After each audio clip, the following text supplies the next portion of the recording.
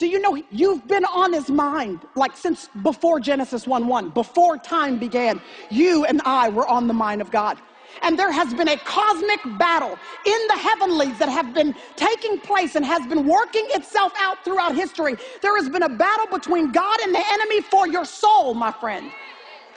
I want you to think about it like a giant chessboard, and you've got God sitting on one side and you've got the enemy on the other side, and they are both vying for your soul.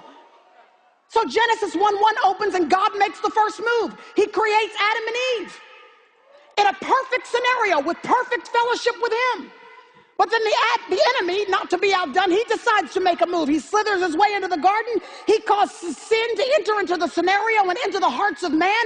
Before you know it, Cain kills Abel, and now murder is on the scene, and it seems like everything will always be separated now from a holy God. But our God, never to be outdone, on the other side of that cosmic chessboard, he makes another move.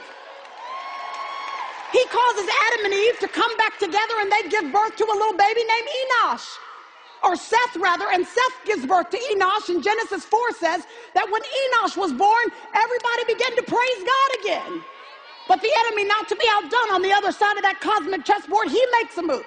He causes rebellion to seep back into the hearts of mankind. It proliferates across the earth, so much so that the world has to be destroyed. But our God, never to be outdone, he makes another move.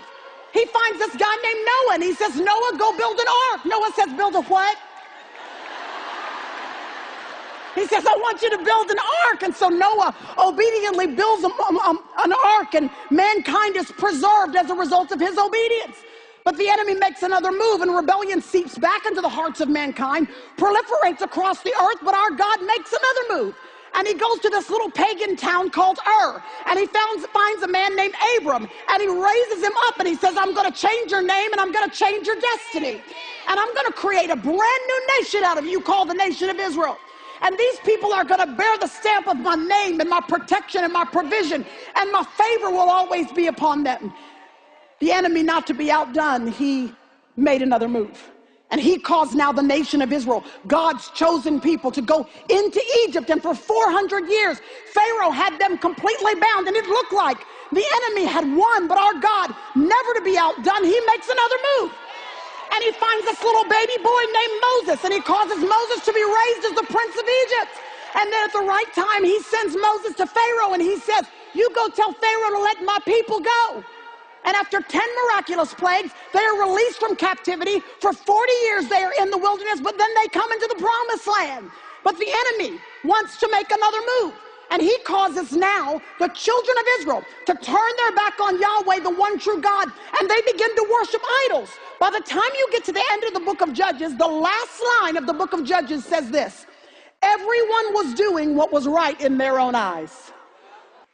But our God, never to be outdone, he makes another move, and he goes to this little town called Moab, and he raises up a woman named Ruth. And Ruth has tragedy in her life. She has chaos in her life, and it looks like no good will come of it until she meets her kinsman redeemer. And she and her kinsman redeemer have a baby called Obed, and Obed gives birth to Jesse, and Jesse gives birth to a baby boy named David. And with that one move, the enemy doesn't even know that the checkmate is already on the way. Doesn't even know. Amen.